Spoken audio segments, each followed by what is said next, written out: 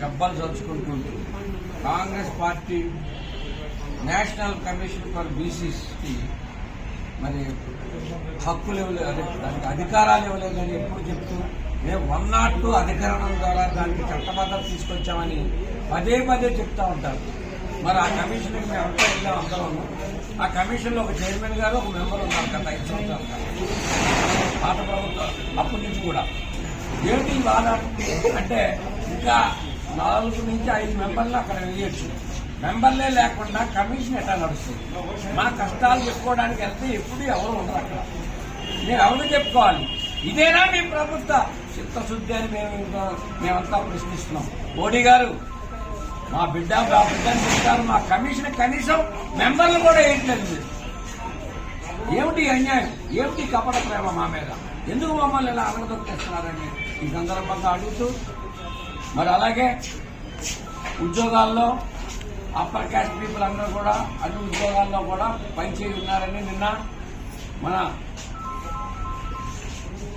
Social justice minister గారు యాదవ్ గారిని భూపేంద్ర యాదవ్ గారిని మేమంతా కలిసి వింతపత్రం ఇస్తే వారు అంటారు, అయ్యా నెహ్రూ గారి దగ్గర నుంచి ఇందిరాగాంధీ, రాజీవ్ గాంధీ వరకు కూడా ఏ కమిషన్ కూడా వాళ్ళు బీసీ కమిషన్ ఒప్పుకోలేదు కాబట్టి ఈ అగ్రవర్ణాల వాళ్ళంతా పై స్థాయికి వచ్చేసి ఇవాళ 90% వాళ్లే ఆక్యుపై చేయాల్సి ఈ పాపం అంతా కాంగ్రెస్ అంటున్నారు కాబట్టి అయ్యా వాళ్ళు పాటు చేశారన్నారు కాబట్టి మీరు ఇమ్మీడియట్ గా మరి మా కులగాన్ని చేసి చట్టబద్ధత తీసుకొచ్చి మమ్మల్ని అందరం పైకి తీసుకురండి. ఈ తారతమ్యాలన్నీ తగ్గించండి, ఈ ఫిగర్స్ అన్ని చూడండి. ఈ 90% ఏంటి?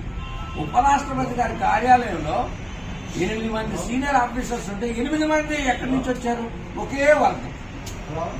ఈ దేశంలో 90 మంది సెక్రటరీలు ఉంటే 87 మంది ఒకటే వర్గం, అగ్రవర్గం.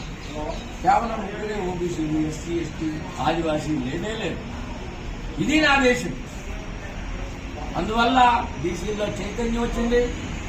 తప్పకుండా మీరు మా మాట వినకపోతే మాత్రం మరి దాని యొక్క పరిణామాలను మీరు ఊహించుకోవచ్చు.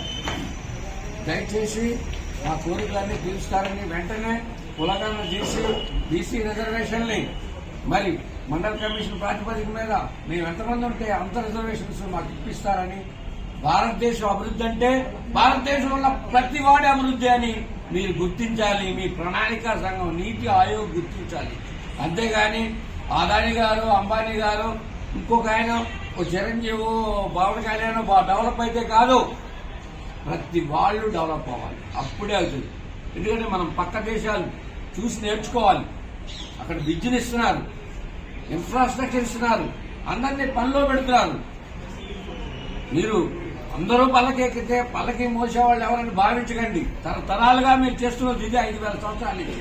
ఇంకైనా మారండి, మానవ వనరులను ఉపయోగించుకోండి. భారతదేశాన్ని ఎక్కడికో తీసుకెళ్లొచ్చు మనం. Thank you.